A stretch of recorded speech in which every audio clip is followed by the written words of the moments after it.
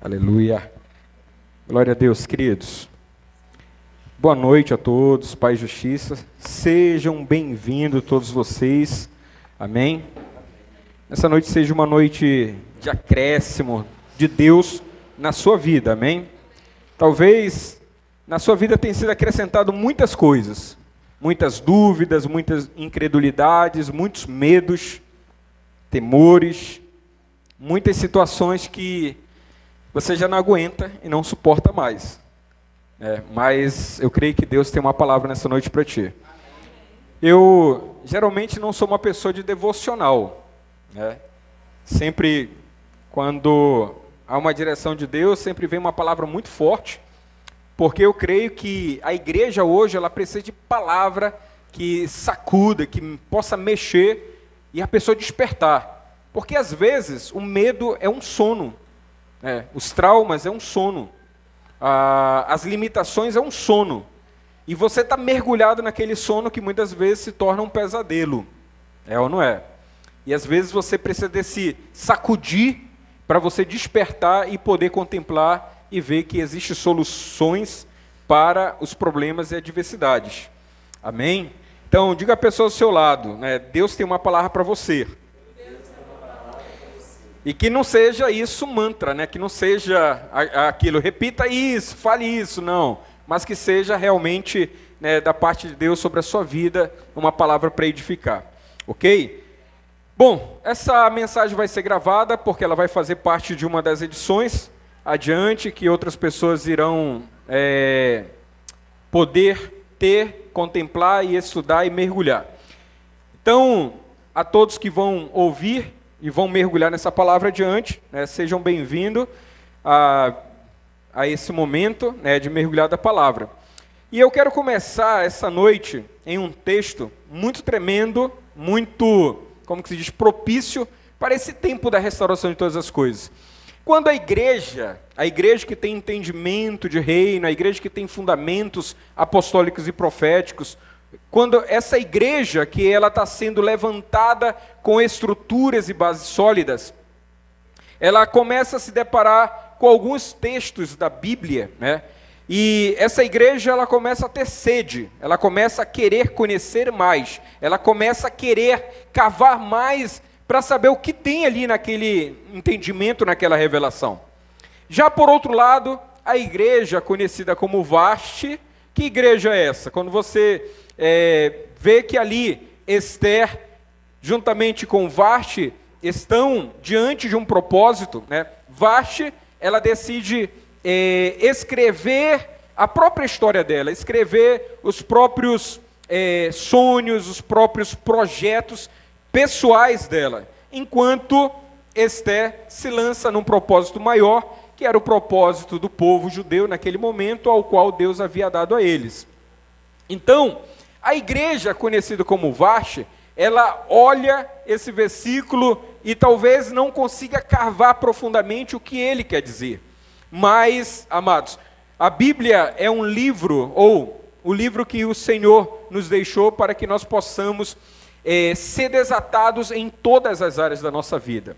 Às vezes você é um cristão e já tem 5, 10 anos, 15 anos e não conseguiu se libertar dos rudimentos antigos, de vícios, de problemas sexuais, emocionais e muitas áreas da sua vida você não conseguiu. Então, esse é um tempo da restauração de todas as coisas que Deus, Ele está colocando os seus olhos sobre a igreja dele, amém? Sobre a igreja de Cristo, amém? Então, quando Deus ele coloca os olhos sobre esta igreja fundamentada em Cristo, amados, porque é um tempo dessa igreja começar a viver um alinhamento novo. Diga a pessoa do seu lado, alinhamento. O que é um alinhamento? É um ajuste, Você nunca vai começar um projeto novo se você não se ajustar, se você não se alinhar. Se você quer construir algo tremendo, uma família abençoada, se você quer ter recursos em um nível maior, você precisa o quê? De organização, de alinhamento, ok? Se você está projetando fazer faculdade, está projetando casar, está projetando construir, conquistar uma casa, comprar um carro, até para comprar uma bicicleta você precisa entender que você precisa se organizar, né? Então, você está vendo aqui do lado, esse elemento que a gente vai ver na Bíblia já já, mas não se assuste, porque você pode falar bem assim, olha, ele está usando um candelabro, né? E então você entende muito bem que sempre as ministrações e ensinamentos eu desvinculo de qualquer elemento que seja místico, ok? Então, hoje a igreja também que se diz do judaísmo, né? Aquele que não são, mas se dizem ser, eles colocam o talite, colocam o quipá, e não são judeus, e começam a usar elementos, a bandeira de Israel, sem significado.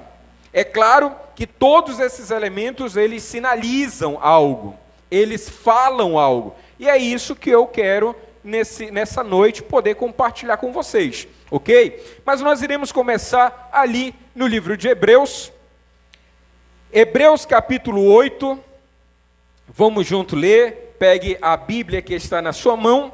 Se você não a trouxe, aqui na tela você pode acompanhar. Hebreus capítulo 8, vamos começar ali no versículo 5. Olha só o que diz. Os quais ministram em figura e das coisas celestiais, assim como foi Moisés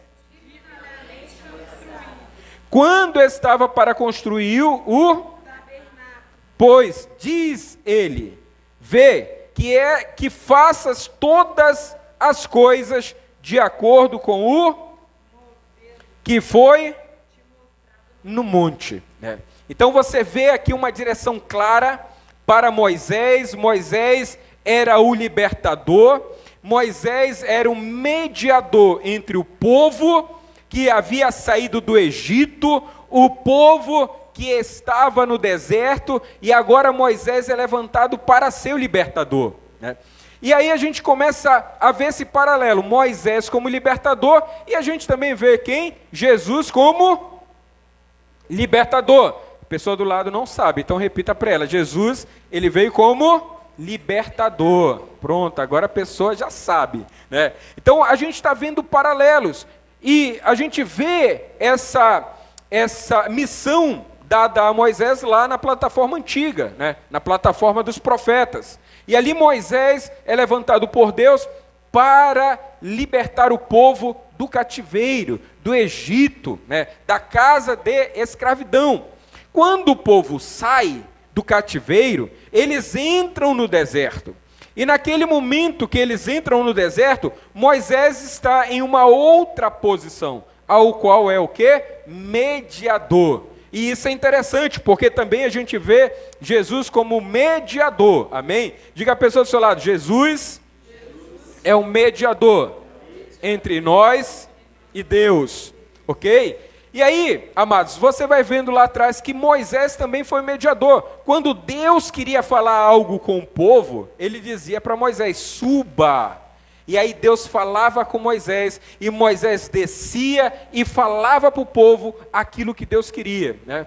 E isso é tremendo interessante, porque na nova aliança, Jesus veio com a mensagem também de Deus. E ele fala o quê? É chegado o reino dos céus, ok? E não é no reino nos céus, é dos céus. Então ele traz uma mensagem, ele traz uma dimensão física para a terra naquele momento. E naquele momento ele traz essa mensagem nesse sentido e nesse contexto. Está chegando porque há uma apresentação. E adiante, quando ele se veste no ministério, e aí então se vê o poder do reino na vida das pessoas, na transformação, nos milagres, nos prodígios, em tudo aquilo que o reino apresenta e oferece. Primeiro, porque no reino de Deus não há cegos. No reino de Deus não há pessoas escravizadas à miséria. No reino de Deus não há pessoas coxas. No reino de Deus não há. Então, aquela dimensão que Jesus traz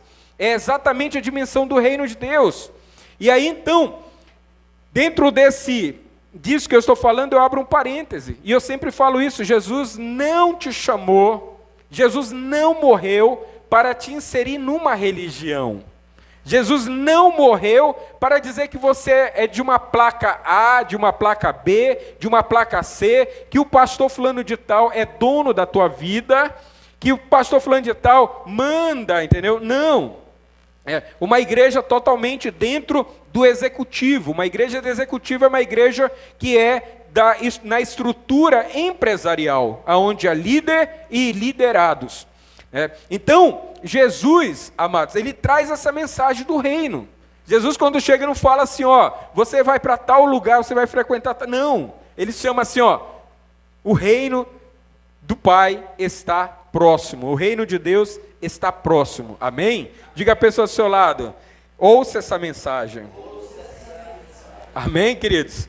E aí, então, a gente vê aqui em Hebreus, para a gente poder abrir, né, nesta noite, esse entendimento, que quando Moisés começou a fazer o que Deus mandava, Moisés tinha que fazer o modelo que ele viu, mas isso que Moisés iria fazer seria apenas a sombra. Isso não significa que não seria aquilo que Deus iria trazer, mas seria apenas a sombra. Imagina que nesse início da restauração de todas as coisas, nesse início, né, do sétimo anjo, da sétima trombeta, do sétimo dia, né, vamos falar assim, e que não tem nada a ver com a outra religião, denominação, que nesse tempo nós temos experimentado de inícios que falam do reino de Deus, numa nova ótica. E se isso que nós temos experimentado há uma profundidade tremenda, eu quero falar para você que isso é apenas ainda a sombra de tantas coisas que virá. Talvez você já ouviu falar sobre o reino e assim, está maravilhado, mas entenda que isso é o início. Ainda tem muitas coisas para que você possa ouvir, crer e praticar. Porque no reino, amados, de fato, o reino só pode estar estabelecido ou manifesto na nossa vida se a gente tem esse nível de fé chamada fé emuná, a fé de Abraão, onde ele ouviu, ele creu e ele praticou ou obedeceu. Não existe uma outra fé. A fé que talvez você diga assim, não, eu creio em Deus e depois você literalmente está ladeira abaixo, se entrega, desiste. Isso não é fé. Isso, na verdade, é uma força de vontade natural da sua parte, que você quer muito que aconteça, mas, na verdade, as adversidades, as lutas, as situações vêm e acabam sendo maiores do que essa força de vontade. Por isso, nesse tempo, nós precisamos exercer essa fé. E começamos no livro de Hebreus, porque Hebreus é um livro da galeria, né, dos heróis da fé. E a gente está falando aqui de um desses heróis, chamado Moisés. Então, repetindo aqui o versículo, olha só, os quais ministram em figura e sombra, né? Então, imagina que tudo aquilo que Moisés fez era apenas a sombra. Moisés era o libertador do povo do Egito, da casa de servidão, né? E era a sombra de quem? Daquele que seria o verdadeiro libertador, Jesus Cristo. E aí, Moisés vai para um outro patamar, ele começa a ser o mediador do povo e Deus, e era apenas sombra, porque viria aquele ao qual rasgaria o véu, e nós estaríamos novamente conectados à essência de Deus, à essência do Criador, à essência da paternidade. Então isso é muito interessante, amados, porque se a gente não mergulha nesses versículos para entender determinadas coisas, nós iremos caminhar como a Varte, nós iremos usar os elementos que são místicos, elementos proféticos como elementos místicos. Você estaria fazendo ato profético, mas sem entendimento. Ato profético sem entendimento se torna o quê? Misticismo.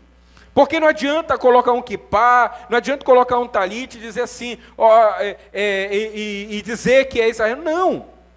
Você precisa entender o que significa cada uma dessas coisas. E aqui do lado, nós temos um, já para tirar dúvida, você falar bem assim, ele está usando. Calma, você precisa, né, mergulhar aqui. E aí então, para a gente compreender bem, entender, você vê que Deus chama Moisés para ser esse libertador, esse mediador, e também dá um desígnio, uma missão a Moisés, para que ele ministrasse, para que ele ali construísse coisas que eram sombra daquilo que viria, ok?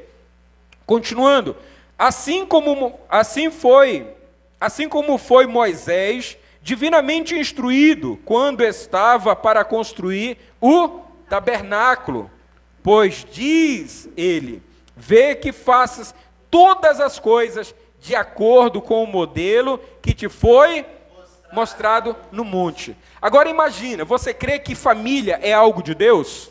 Então, se família é algo de Deus, existe um modelo certo de família em Deus. Sim ou não? Deus é o dono do ouro e da prata? Sim. Então existe uma maneira certa de você gerir, administrar, multiplicar os seus recursos.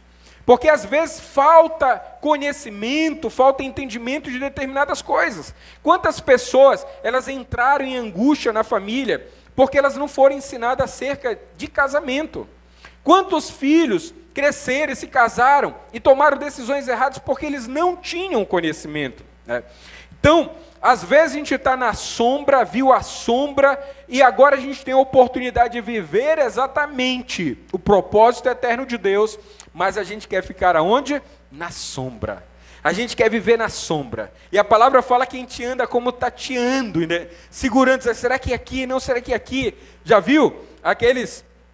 Aquelas profetadas, não é isso, aí depois muda aquilo, não é isso e aquilo.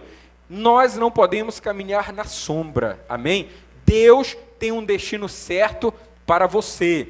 Deus tem uma profissão certa para você. Deus tem uma família certa para você. Deus tem um casamento certo para você. Deus tem finanças certas para você, amém? E quando Deus tem para você, ainda que o inimigo se levante para tentar tirar, destruir, roubar, mas é algo que Deus lhe deu, amém? Diga para a pessoa ao seu lado, nós não podemos caminhar na sombra. Então lá atrás foram construídas mediante a sombra, amados, mas agora nós não podemos mais caminhar no modelo da sombra, ok?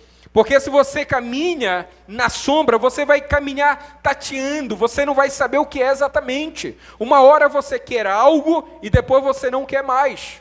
Quantas vezes você já tentou começar um curso, mas depois veio aquele desânimo? Quantas vezes você tentou construir algo, mas depois veio aquele desânimo? Mas quando é legítimo de Deus, você vai lutar, você vai guerrear, você vai se posicionar, porque você sabe que é algo de Deus. Deus está te posicionando, Deus está te mostrando o destino, Deus está te revelando o propósito da sua vida na terra, amém? Porque o nosso destino, amados, não é o cativeiro, não é o Egito, não é a casa de servidão. Eu sempre falo isso para lembrar, amém? E aqui no versículo 6, olha só, agora, com efeito, obteve Jesus ministério tanto mais, quanto é ele também mediador de instituída. Você começa a entender, a compreender, você vê a comparação de Moisés, sombra, só que agora, Jesus com efeito, né, ele assume um ministério de grande excelência, né, ou de maior excelência, ou de superior excelência. Isso significa o quê? Que está muito além do que a sombra mostrava e apresentava. Então, amados, neste momento em que nós entendemos que Jesus ele entra para nos revelar, se você tinha dúvidas, Jesus ele vai mostrar aquilo que você precisa enxergar, aquilo que você precisa ver. É Jesus quem vai fazer isso, amém? E aqui fala, amados, do mediador e superior da aliança instituída em base em superiores promessas, correto? Lá atrás nós tínhamos, o povo tinha a promessa de entrar na terra de Canaã, correto? Na terra de Canaã. E hoje, qual é a promessa superior? É Canaã? Não, é toda a terra, conforme Salmo 37. Então, a gente vê ali uma sombra, porque as pessoas às vezes elas se perguntam assim, não, mas aquela terra prometida era para os hebreus, era para aquele povo, e aí, conforme a gente vê, e a Bíblia diz, era sombra. Então Deus tem uma herança maior para você. Amém? Assim como se tinha dentro da sombra aquela herança, aquela conquista, Deus também tem para você nesse tempo o que é legítimo. Amém? O que é verdadeiro, ok? Amém, amados?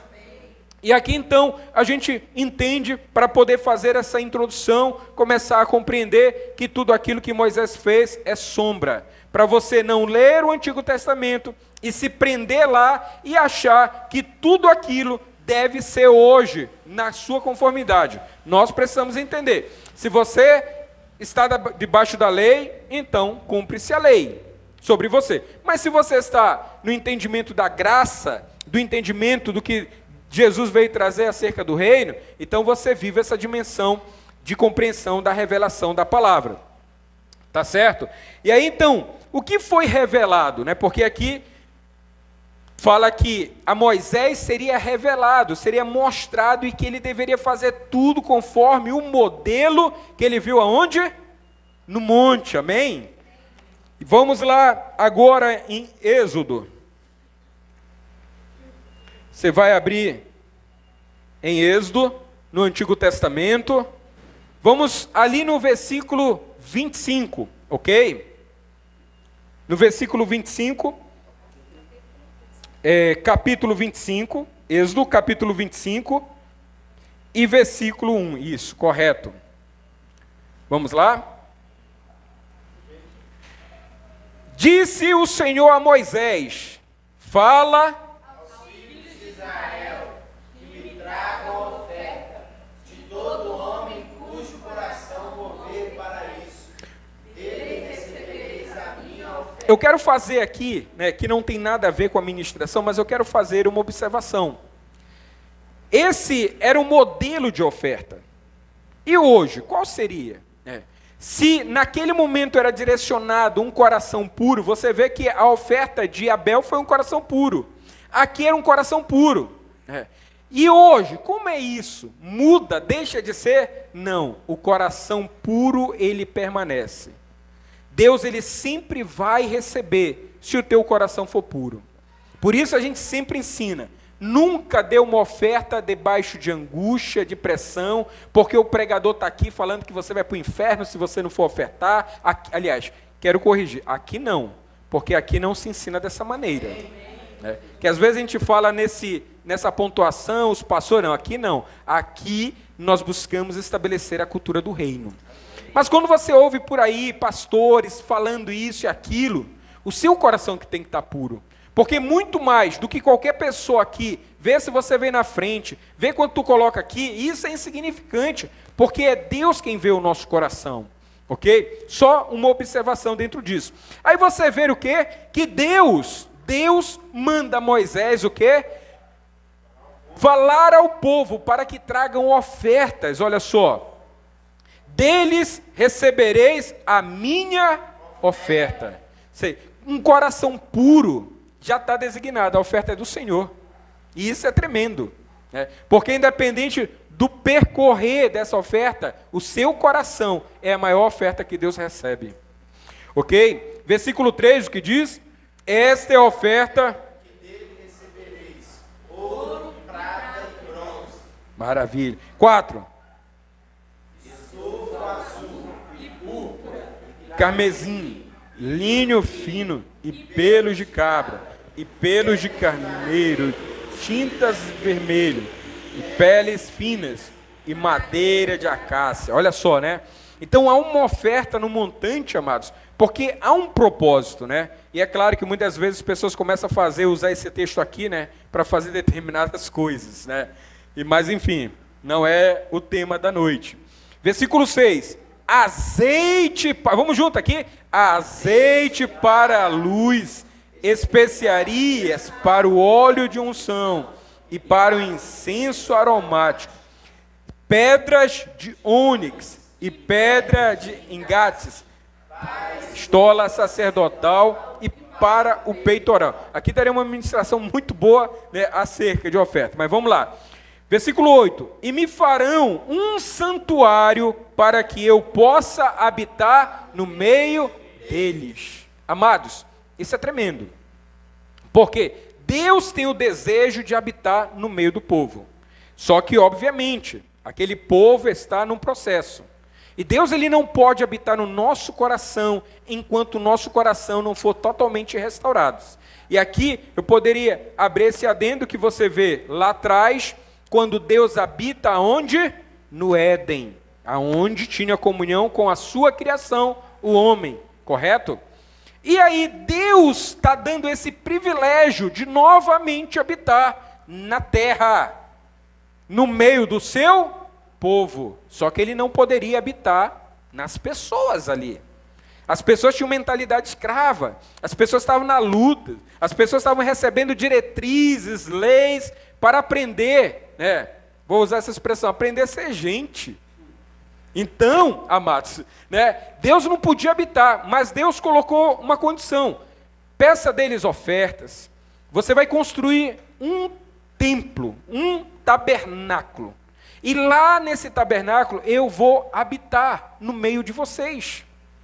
Tremendo, né? Então você vê que Deus habitou lá atrás, no Éden, com o homem. Deus deseja habitar aqui novamente, em um templo feito pelas mãos do homem. Mais adiante a gente vê quem? Jesus, através da plenitude de Cristo, quer nos fazer o quê? Templos. Porque Deus ele não quer mais habitar, e ele não habita mais, obviamente, Ele não habita mais em templos feitos pelas mãos. Por isso, a pessoa ministro, que fala que isso aqui é igreja, está errado. Deus não habita nas paredes, Deus não habita na tinta, Deus não habita no tijolo, Deus não habita. Apesar de ter alguns que falam que Deus habita em coisas construídas na mão de homens, mas enfim, se você é um filho de Deus, você tem que entender que Deus não habita nessas paredes. Deus não habita nisso. Quando Jesus vem, morre, ressuscita e te conecta novamente a Deus, Deus, através do seu Filho, Ele quer habitar aonde? Em você. Agora Deus começa a habitar novamente na terra através de você. Fala essa frase para a pessoa do seu lado.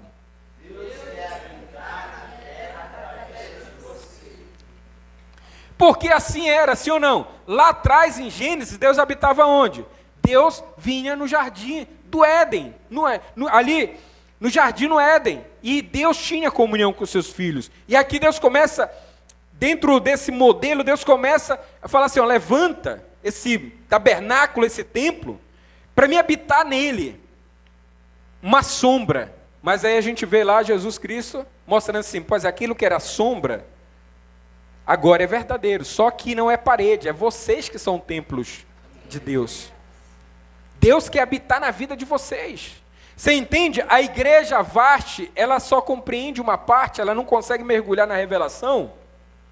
Você não pode ser a igreja Varte, porque na hora que o rei chamar você para mostrar o reino, aquilo que ele tem, aí você vai dizer assim, não, eu quero ficar no meu particular, quero fazer os meus projetos, os meus sonhos, não, quero a minha vida aqui. Você vai perder a oportunidade. Assim como Deus tem levantado nesse tempo a igreja com entendimento de reino, que é a igreja Esther, que é aquela que dá a vida pelo propósito eterno de Deus. Porque na hora que Esther adentra a presença do rei, ali poderia ser um decreto contrário, mas ela arrisca a vida dela por um propósito maior. E assim são os filhos de Deus que têm os fundamentos, que têm a revelação. E você está sendo chamado para isso. Amém? Amém? Então, vamos caminhar e desenvolver isso aqui. Nós podemos ver, amados, que Deus ele pede e manda aqui no versículo 8, e me farão um santuário para que eu possa segundo tudo que eu te mostrar, para o modelo do tabernáculo e para modelo de todos os seus assim mesmo o fareis. Amados, tremendo. Eu sempre falo, amados, o que é uma Babilônia? É um agrupamento de pessoas que se diz igreja e todo mundo faz o que quer da vida. Todo mundo. Começando pelos líderes, mentindo, roubando a Deus, fazendo as coisas erradas.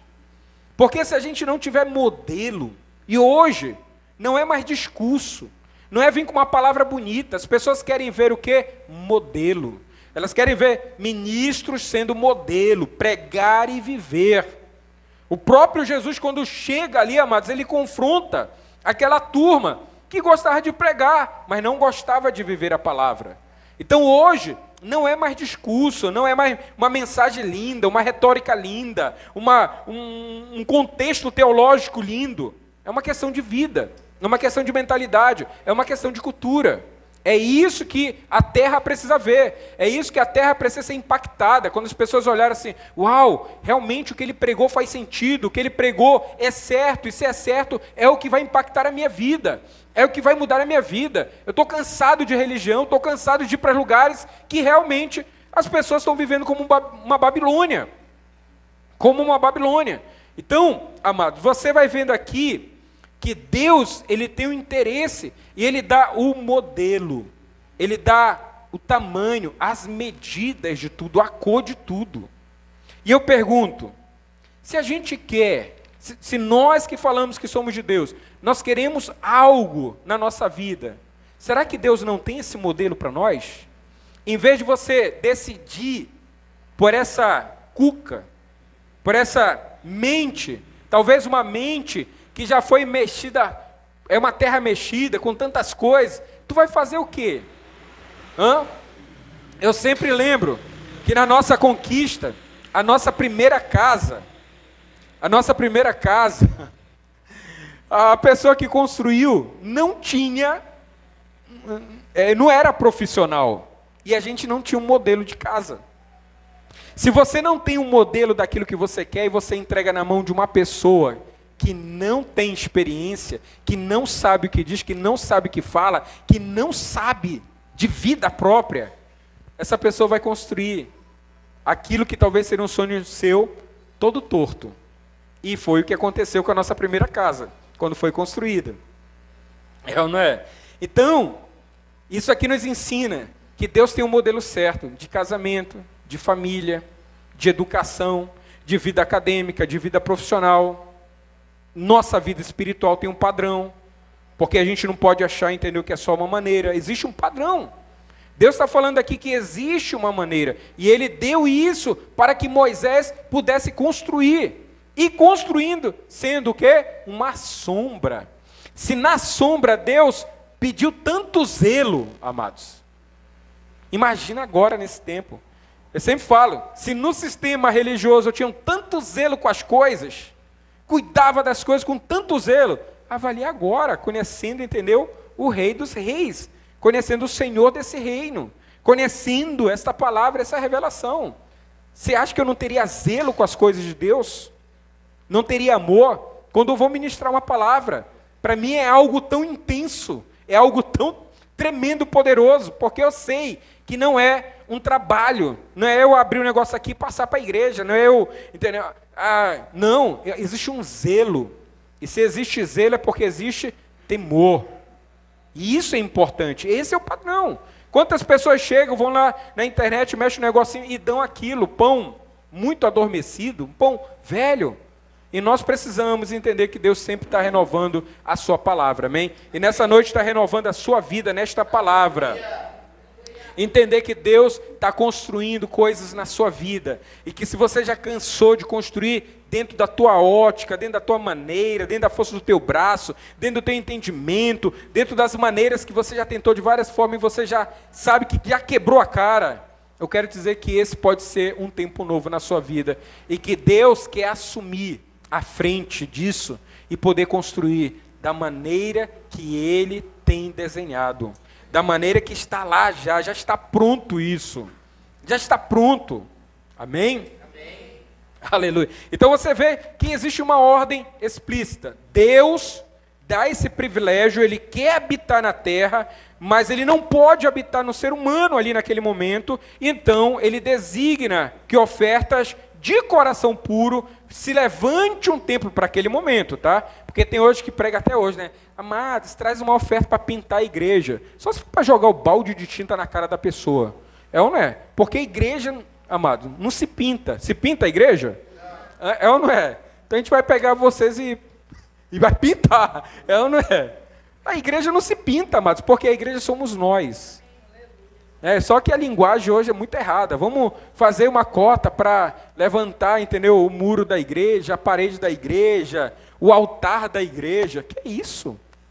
Que isso, amados? Isso está literalmente destruindo a igreja do Senhor. Porque nós somos a igreja. Diga assim, eu sou a igreja. Eu tenho valor para Deus. Amém? Glória a Deus? Amém. Então, amados, você vê muito claro Deus desejando, e esse é o desejo de Deus, habitar, amados, conosco. Habitar conosco. E isso foi no início, e isso vai ser no final. Deus, ele vai habitar com o seu povo, com seus filhos. Aleluia. E a gente viu, então, que foi dada uma ordem explícita para Moisés construir esse templo e também construir todas as coisas que iriam fazer parte daquele templo, os utensílios, ok? E aí adiante, ainda no capítulo 25 de Êxodo, a gente começa a ver esses utensílios. No versículo 10 a gente vê o quê? A arca da aliança, ok? Diga a arca.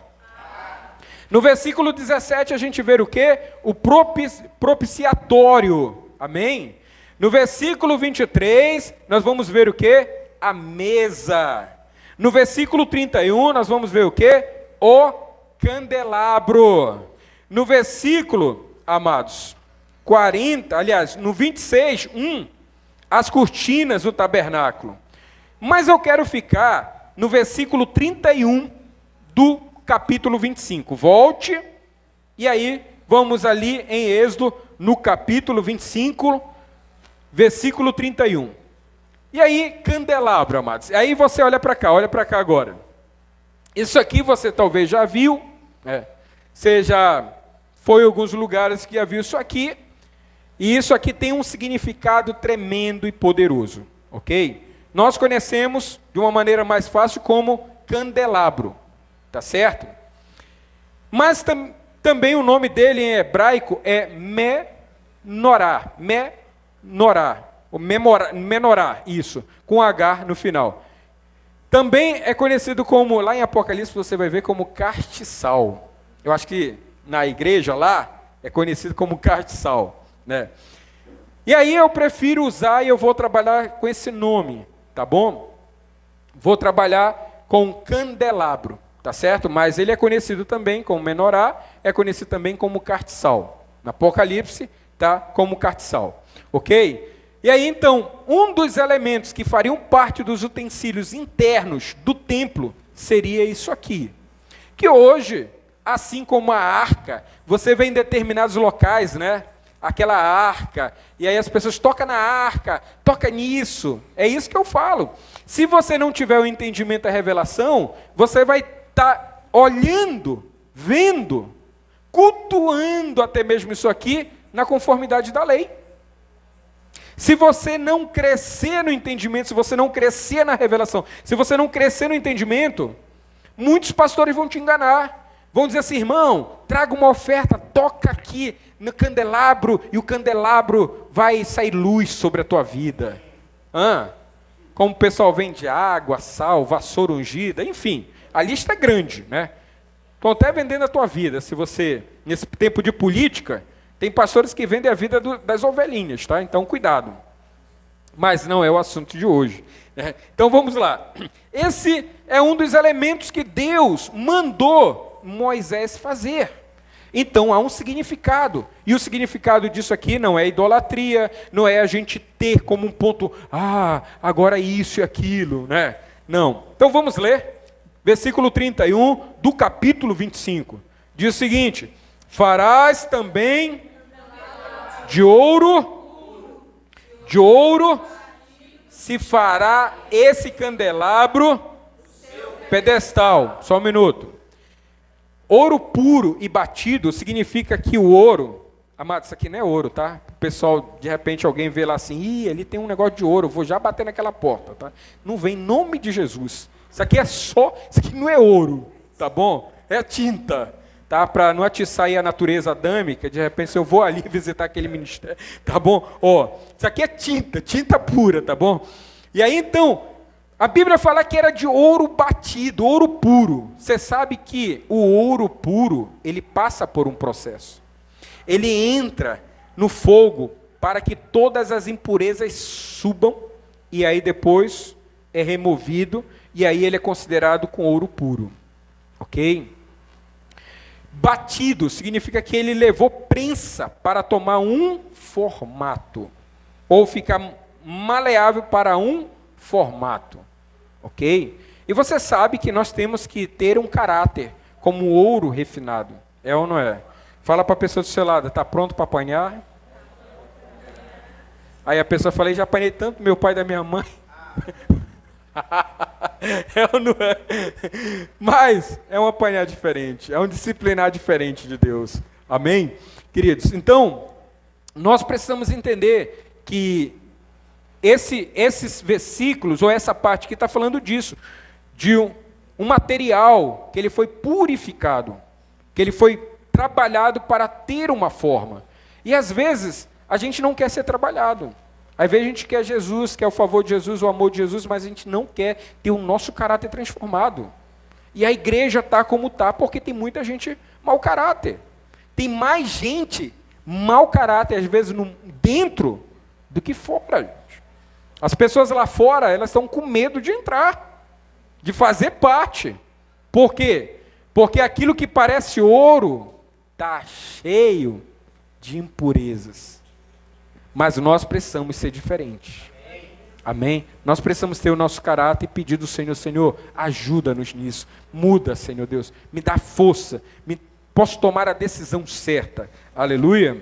Glória a Deus. Pergunta a pessoa, está preparado para apanhar? Olha só, vamos lá. Se fará este candelabro e o seu pedestal, ok? E o seu pedestal.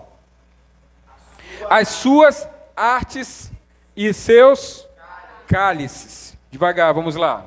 Seus cálices. As suas maçanetas. Vai. E as suas flores formarão com uma só peça. Ok? Então, diferente desse aqui, que está com emendas, tá bom?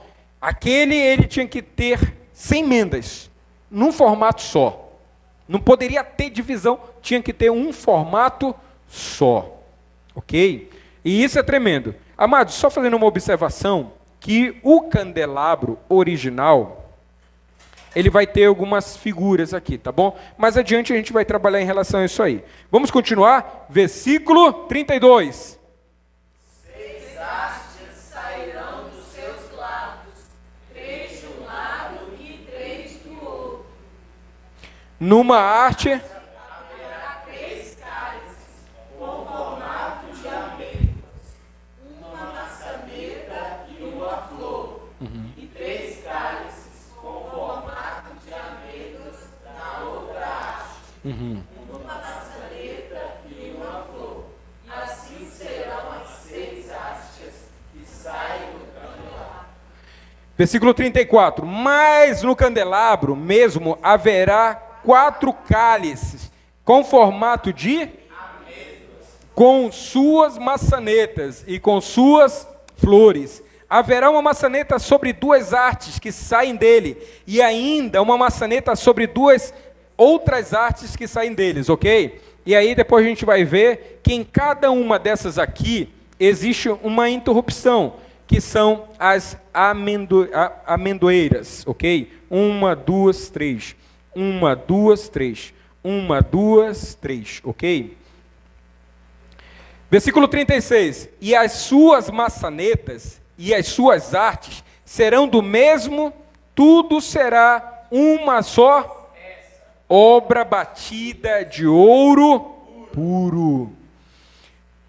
Também lhe farás 7 quais se acenderão para iluminar defronte dele, ok? Hoje você está vendo só uma, né? Você assim, mas só tem uma. Calma. Até como eu estou falando, gente, eu não estou pregando aqui os ritos lá atrás, tá bom? Apesar de termos uma direção, você sabe que abril é um grande significado, porque nesse mês de abril, março e abril, foi o período que o povo saiu do Egito. Você entende? Então nós temos, até a festa de tabernáculo, olha só como para você, porque é tão profético que até a festa de tabernáculo. Abril, maio,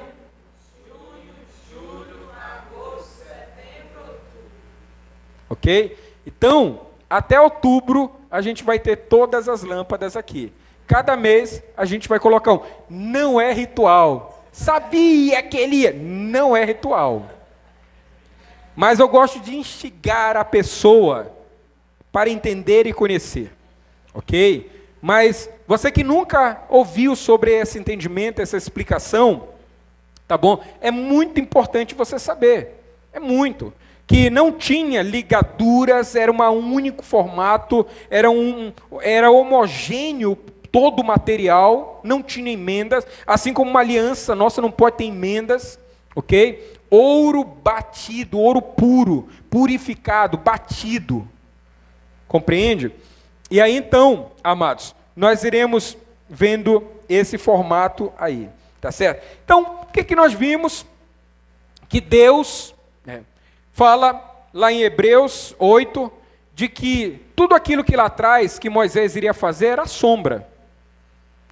E aí Moisés, amados, recebe essa revelação, essa instrução, que é uma revelação, sim ou não?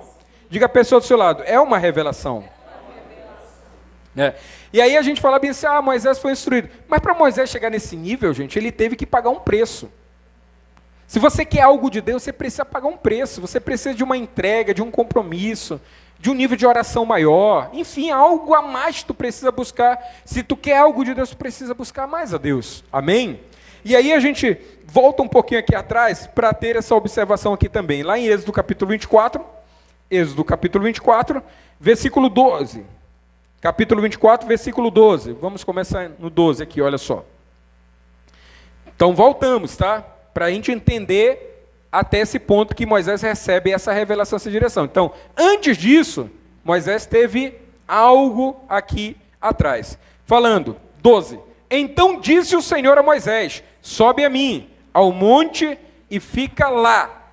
Dar-te-ei a ti as tábuas de pedra e a lei e os mandamentos que escrevi para ensinar. Correto? Então você vê que Moisés, ele teve que ir para a presença de Deus. Hoje as pessoas, e aí eu falo de ministros, de pessoas que estão na posição de ensinar, eles querem ter palavra, eles querem coisas, mas eles não querem pagar um preço. E eu não estou falando de um preço, porque aqui novamente a gente vai vendo a sombra, né? E aí, não querendo que você, na sua mente, né, entre em confusão, mas entenda. Se naquele tempo era a sombra subir o monte, eu te pergunto hoje subir monte, qual significado tem? Não, eu vou para o monte orar, mas era sombra. E hoje, qual é o significado? Porque as pessoas elas pegam esse versículo para basear, senão eu vou para o monte me santificar. Eu vou para o monte buscar Deus, vou para o monte buscar a resposta. Uau, Deus ele não pode entrar no teu quarto. Eu imagino porque deve ter um monte de pecado lá, por isso que ele vai dizer, vem aqui no monte. Deus ele não pode entrar na tua casa. Amados, não é isso. Deus, ele está assim. A palavra fala que os olhos do Senhor estão por toda a terra. Por toda a terra. Então, se você buscar Deus no seu quarto, buscar Deus na sua casa, buscar Deus em qualquer lugar, Deus é espírito, amados. E ele busca, né, nesse tempo o quê? Verdadeiros adoradores, que o adorem em espírito, não em alma, não em corpo. Porque a gente, por exemplo, o meu sentido de adoração a Deus é dar o melhor da palavra dele. Nesse momento eu estou adorando a Deus. Por quê? Porque eu estou entregando tudo aquilo que ele me pede à igreja. Então é um nível de adoração. Também posso adorar com louvores, posso adorar com muitas entregas. Mas a gente, às vezes, limita a Deus, que Deus só pode de uma maneira. As pessoas que acham que Deus só responde no monte. E olha que Minas Gerais é bem sugestivo, né? tem monte para tudo quanto é lado. Mas não adianta subir no monte, orar, chorar, ter aquela experiência tremenda. Aí desce e vira um inferno dentro de casa. Não adianta. Então, essa transformação a gente pode ter em qualquer lugar. Eu não estou falando, incentivando a você deixar de congregar, porque o Senhor instrui que devemos congregar como de costume. Eu só quero que você entenda que há coisas como sombras, ok? Mas eu vou lá, vai, ore, reflita, amém, tem uma transformação. Mas agora se você condicionar que Deus só responde no monte, que Deus só fala com você, não, amados, não. Deus é onisciente, onipresente, amados, ok? Então, Moisés, naquele tempo, ele subiu ao monte, Deus falou com ele ali e que se tornou doutrina, né? Assim como o véu, assim como muitas coisas, se tornou doutrina. Então, a gente não pode pegar esse ponto para fazer doutrina, tá bom? E aí, então, Moisés subiu ao monte, versículo 14, disse aos anciões, espera-nos aqui até que voltemos a vós outro. E eis que Arão e Ur ficam convosco. Quem tiver alguma questão, se chegue a ele. Olha só, né? Eu falo, isso já é uma palavra para ministros. Se você quer um nível maior, significa que você não pode estar perdido com o seu tempo, com a sua vida, com as coisas naturais. O que Moisés fala assim, eu vou para um nível maior, e vocês tratam com essas pessoas aqui. Se alguém puxar o cabelo de alguém, se alguém falar mal de alguém, se alguém fofocar contra alguém, trata com eles aqui.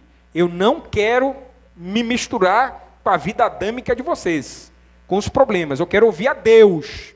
Porque se eu ouvir a Deus, eu tenho uma direção para vocês. Eu tenho uma direção para o povo. Então, Ur e Arão vão ficar aqui. Se houver alguma demanda em vocês, vocês vão tratar com eles. Porque eu, como o mineiro fala, vou estar na vida boa com o Senhor. Só ouvindo a Deus, hein? Olha só, né? É bom demais, amados.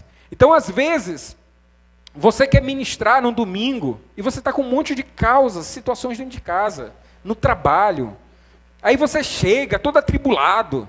E aí começa a abrir a Bíblia assim, Deus vai falar conosco. Amados, que é isso? Que falta de respeito. Você não parou para orar, você não parou para dar uma estudada, você não parou para buscar o Senhor. Talvez não parou nem para se arrepender do pecado daquele dia. Não pode. Nós precisamos entender que as coisas de Deus, elas são sérias. Elas são sérias. E Deus está nas coisas que têm ordem e decência. Amém? Amados, continuando, versículo 15, tendo Moisés subido, uma nuvem o cobriu o monte. Versículo 16, e a glória do Senhor pousou sobre o monte Sinai, e a nuvem o cobriu por 6 dias, ao 7º dia, olha só, né? Então, amados, Moisés era o cara top, Deus considerava Moisés demais, sim ou não? Moisés sobe e ele fica ali quantos dias? 6 dias. No 7º dia, Deus desceu. Eu vou lá com o meu amigão, eu vou lá, entendeu? Agora sim, entendeu? Agora eu vou ali. Você, pelo amor de Deus, toma vergonha na tua cara. Você, que não chega nem, amados, aos pés de Moisés, já ora dele, Deus me responde, senão eu vou me desviar. Que é isso? Moisés que era o cara, era a pessoa, entendeu? Que Deus havia escolhido. Passou 7 dias para Deus. Deixa eu ver como é que está o tato de Moisés, vamos ver a longanimidade, paciência, vamos ver, Moisés ali tá. No 7º dia Deus decide ir lá. Amados, às vezes nós queremos, nós não, o sistema religioso criou um Deus fast food, né? Um Deus que, como a comida, tu coloca no micro-ondas, apertou o botão, 5 segundos, 10 segundos, você quer a resposta. Você quer a sua vida resolvida. Você quer que as coisas mudem. Não. Moisés teve aqui até ele, não precisava, mas até ele teve isso, amados, porque Deus estava ali construindo, sempre Deus está construindo. Fala assim, Deus está construindo na sua vida. Aleluia, amados. Versículo 17. O aspecto da glória do Senhor era como um consumidor no cimo do monte, aos olhos dos filhos de Israel. 18. E Moisés, entrando pelo meio da nuvem, subiu ao monte, e lá permaneceu 40 dias e 40 noites. Depois que ele teve um tempo glorioso, amados, ele ainda permanece o quê? 40 dias, 40 noites. Quem de vocês já olhou o relógio e já está na hora de terminar? Não é uma indireta não, tá? Até porque a Bíblia não manda indiretas. A Bíblia não precisa mandar indiretas. É ou não é? 40 dias e 40... E aí, eu acho que é uma boa sugestão da gente emendar já hoje, né? A turma que gosta de vigília, né? Vamos ficar logo. É ou não é? Eu, no meu tempo de novo convertido, porque a leite, né? A leite desnatado, semi-desnatado, integral, e aí depois vai para feijoada, enfim. No meu tempo de leite desnatado, gente, eu ia para a vigília na sexta, a gente ia na sexta, né? Sábado, direto da vigília para o trabalho, saía do trabalho 4 horas, ia, entendeu? Para os acampamentos de jovens, voltava e tomava um banho, era culto, e só aparecia em casa na segunda-feira. Naquele tempo. E aí você vai entendendo a palavra, e a palavra diz assim, opa, tá bom ficar correndo atrás de glória, a glória tem que estar em ti. Ficar correndo atrás de poder tem que estar em ti. Ficar correndo atrás de profetada, a profecia tem que estar em você. O Espírito tem que estar em você. Então, há um período para tudo. E o apóstolo Paulo fala isso. Amém, amados? Então, hoje você pode estar no nível, mas creia que você vai chegar no nível que vai fluir de você, vai emanar de você conhecimento, verdade, vida. Você vai liberar a palavra e as pessoas vão ser impactadas com aquilo. Aleluia! Glória a Deus, amados. Vamos continuar aqui, ok? Então, vimos que para Moisés ter toda aquela revelação, houve um preço. Você quer saber o que Deus tem para a sua vida? Eu quero saber o que Deus tem para a minha vida profissional, qual é a faculdade que eu faço, o que eu... Deus, busque a Deus, amém? Busque a Deus porque Deus tem o desenho, ok? Agora, se você tiver mais pressa do que Moisés, você faz aí psicologia, faz educação física. Aí quando chegar lá na educação física, 4 anos, né? Quando chegar 3 anos e meio, você coça a cabeça... eu acho que não é educação física, não. Aí lá vai você começar uma outra faculdade. Se você não tem, amados, ali essa paciência de Moisés, você vai fazendo uma hora, entendeu? Você vai parar para ouvir a Deus e Deus vai dizer assim, olha, eu quero que você faça isso. Você vai ter êxito, sucesso, porque eu te criei para isso. Você nasceu para isso. Você vai impactar outras pessoas nisso, fazendo isso. Amém? Aleluia, glória a Deus. Vamos aplaudir ao Senhor, então. Aleluia, glória a Deus. Agora vamos ali, amados, e a gente já está terminando, ok? No Êxodo capítulo 25, né? 31, 40. 31, 40, Êxodo. Já pegamos aqui. Lá no 27, Êxodo 27.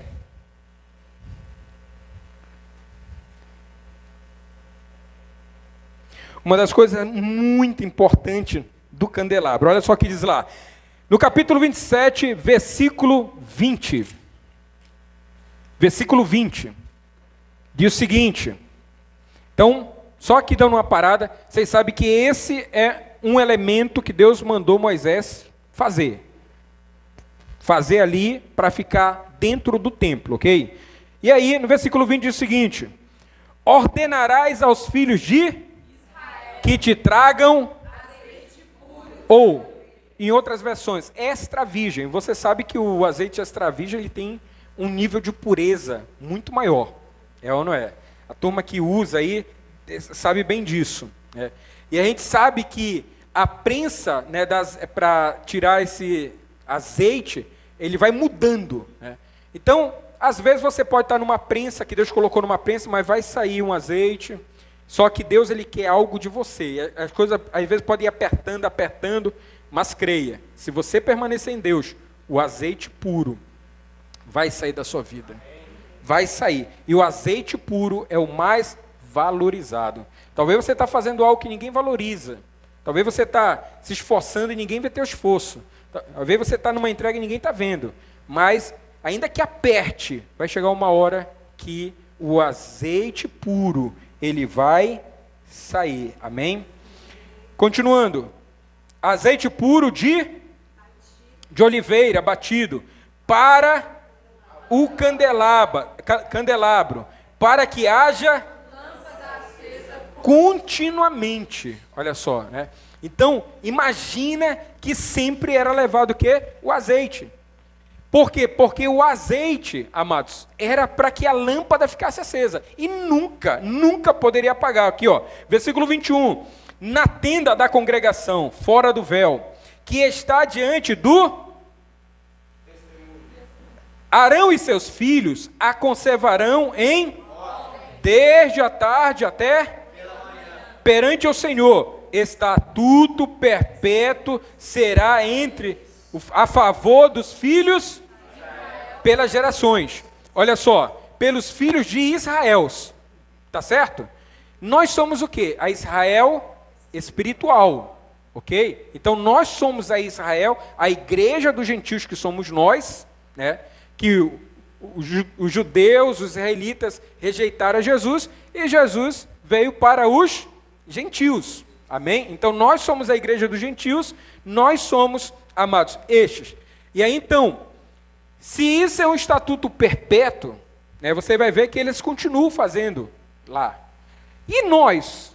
Porque eles fazem dentro da lei e na sombra. E nós? Aí que a gente começa a entender. Ok? Primeiro, o que acontecia? Como fala aqui, olha só. Era levado azeite puro, ok? Então não pode ser qualquer azeite. É azeite puro. Segundo, uma classe, ou os sacerdotes, Arão e seus filhos eram responsáveis de ir à tarde, ok? Eles iam à tarde. E não poderia estar apagando. O que eles faziam? Eles limpavam. Como é que eles limpavam? Eles cortavam aquela borra preta, limpava, derramava o óleo e novamente ligava. Ficava ali, entendeu? Sempre tirava aquela borra preta para que continuasse sempre ali na sua potência. E a Bíblia fala que eles deveriam fazer aquilo em favor, ou a favor das gerações futuras. Ok? Então isso não poderia apagar jamais. Tá certo?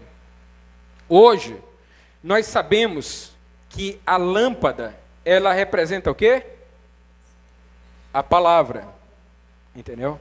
Porque se nós não tivermos a palavra, a gente não vai ter o conhecimento e a revelação do Espírito. Lâmpada. Como o Espírito fala conosco? Através da palavra.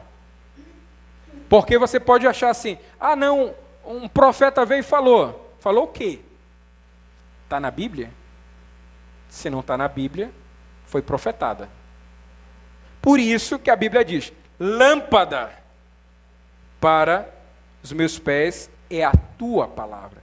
Então, quando nós nos voltamos para a palavra, nós conseguimos discernir o Espírito. Para que seja o Espírito de Deus, e não o espírito de engano. Quanto maior a ignorância da igreja em relação à palavra, mais profetada vem. E aí o povo pula, o povo grita, Homem-Aranha pula na parede, entendeu? Joga a cadeira para cima, entendeu? Acontece de tudo.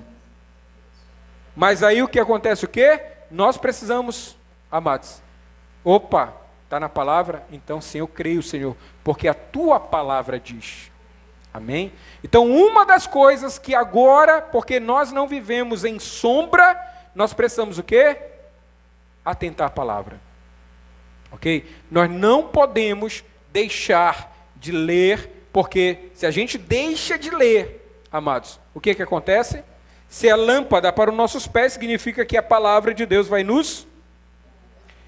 Se a lâmpada se apaga, o que acontece? Você vai tropeçar. É por isso que a gente tropeça. Às vezes a gente crê nas pessoas, líderes, por aí, a gente crê ingenuamente, porque não conhece a palavra, e a gente tropeça. Quantas pessoas não se desviaram, porque líder fez isso, líder falou aquilo, líder não sei o quê? A palavra, gente. Porque se a gente tiver a palavra, ninguém nos engana. Amém? Você não vai ser enganado.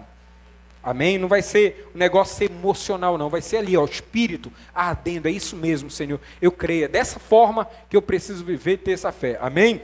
Então, amados, nós precisamos entender e compreender isso. Fechando já aqui, vamos lá em 1 Tessalonicenses.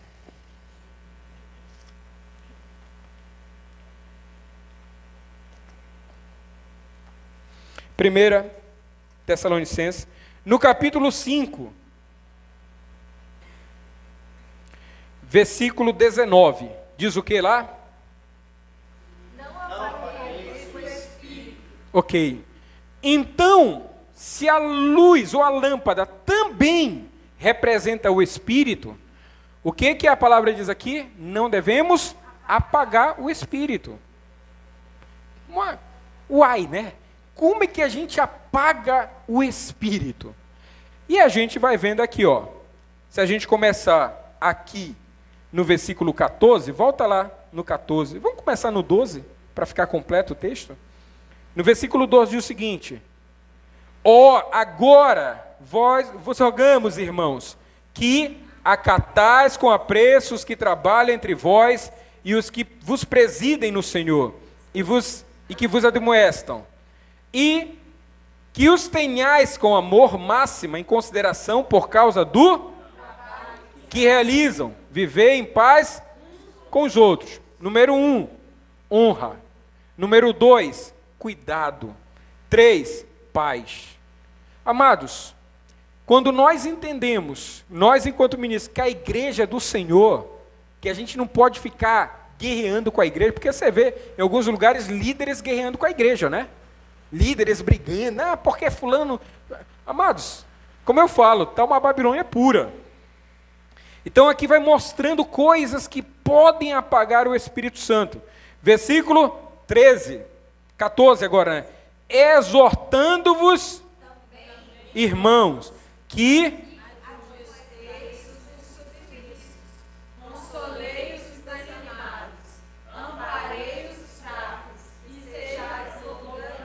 para com todos, amém? Então, se o Espírito habita na igreja, e o Espírito não vê isso aqui, que alegria o Espírito vai ter? É ou não é? Vai ficar bem assim, não? Eu estou... Oh, meu Deus, Espírito assim, eu estou desejoso de entrar ali naquele corpo daquele mentiroso, daquele falador, daquele enganador, daquele... Amados, o único espírito que deseja isso é o espírito capeta. É ou não é? O Espírito Santo não deseja. Então, como é que a gente apaga? É assim. Vamos continuar? Então, o que fala aqui? Que nós devemos ter apreço pelo outro, ser longânimo, ter paz. Se a gente vê alguém, em vez de fazer críticas destrutivas, a gente dá um conselho. Exortar. Exortar. Então, isso faz com que o Espírito olhe assim, uau, há frutos, está dando fruto, a minha presença está dando fruto, a minha presença está mudando a mente deles, eles estão se amando, eles estão se guardando, eles estão frutificando, e isso é muito bom, é ou não é? Então o Espírito vai ter isso, vai querer estar num ambiente assim. Versículo 15, evitai que alguns... Pelo contrário, seguir sempre o bem entre vós e para todos. Ok? Amados, coração livre. Coração, alguém te fez mal, libera, continua. Amém? Às vezes a gente fala assim, a pessoa me fez tão mal. Amados, a nossa condição é de Jesus. Quantas pessoas fizeram mal para Jesus? E Jesus falou assim, Pai, perdoai-vos. É ou não é? Então vamos liberar o nosso coração. Versículo 16. Aí olha só, esses 3 versículos são fundamentais nesse processo de apagar o Espírito Santo. Olha só. Ou então, seja sempre grato. Sempre. Grato, não deixa a tua boca liberar, entendeu? Murmuração. Senhor, obrigado, Pai. Você entende? Treine. Esteja alegre sempre. Oh, Senhor, Espírito Santo. Treine, é difícil, mas treine. Amém? Ou esteja sempre alegre. Versículo 17. Orai sem cessar. Não, mas eu vou domingo, eu vou orar domingo quando eu for para a igreja. Que igreja que tu vai, se tu é igreja? E outra coisa, tu não tem que esperar chegar domingo. Acende essa lâmpada. Acende, amados. E ore todo o tempo. Está no trabalho lá, está orando em espírito. Está dirigindo, está orando em espírito. Enfim, quando você ora, as setas malignas no trabalho, em casa, em qualquer lugar, vai cair por terra. Porque tu vai estar orando ali em espírito. Amém? Então, orar sem cessar. Se você deixa de orar, não, hoje eu estou triste, eu não vou orar. Hoje eu discuti com fulano, eu não vou orar.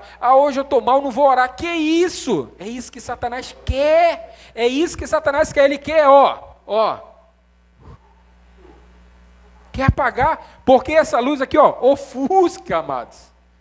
Se tiver ligado, ofusca. Satanás não vai acertar as setas, os dardos dele em você. Ele vai lançar, mas não vai acertar. Por quê? Porque existe uma redoma de oração. Amém?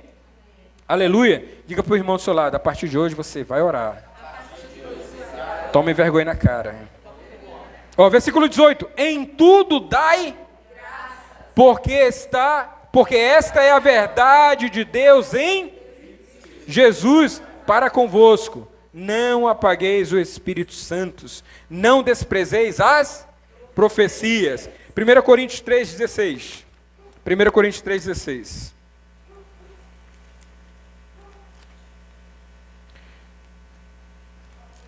Três 16, né? Deixa eu ver se eu peguei aqui.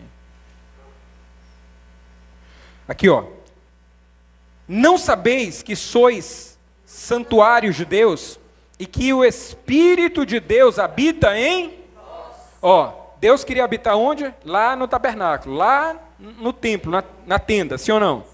E agora Ele quer habitar através do Espírito dele na nossa vida. E se Ele quer habitar na nossa vida, amados, preste atenção. Qual é o trabalho de Satanás? Não deixar.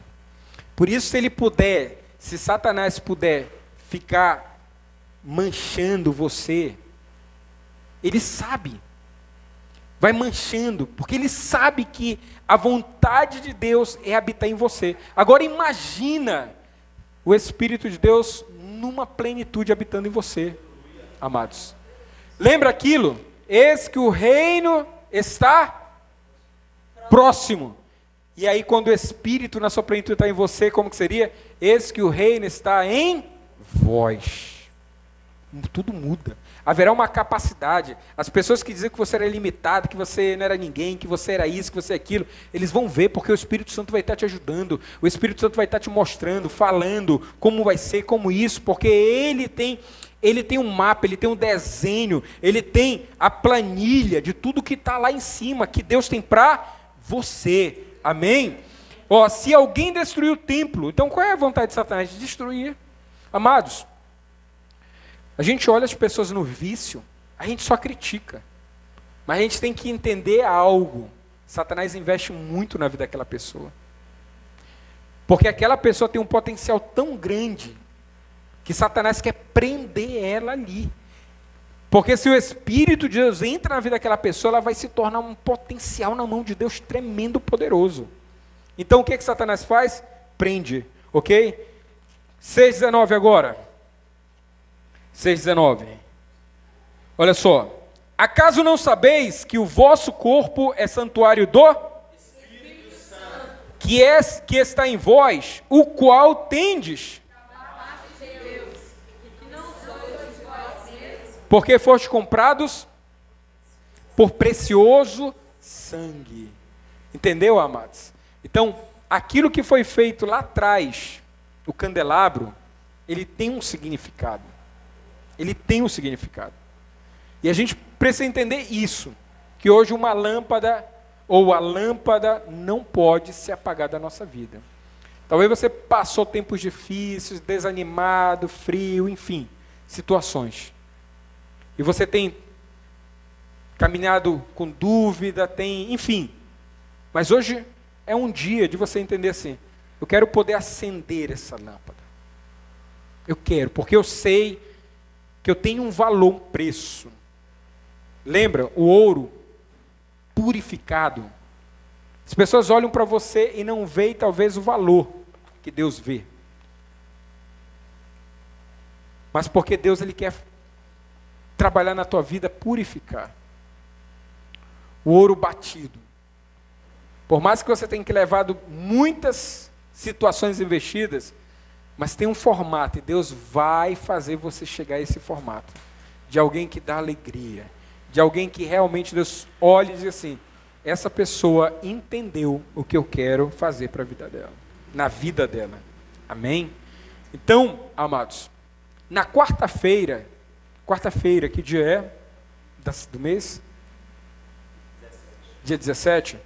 Eu acho que quarta-feira, quarta e domingo, eu vou completar esse estudo, né, com outras coisas que Deus quer falar, mas a gente tem que entender isso. Amém? Por hoje é só.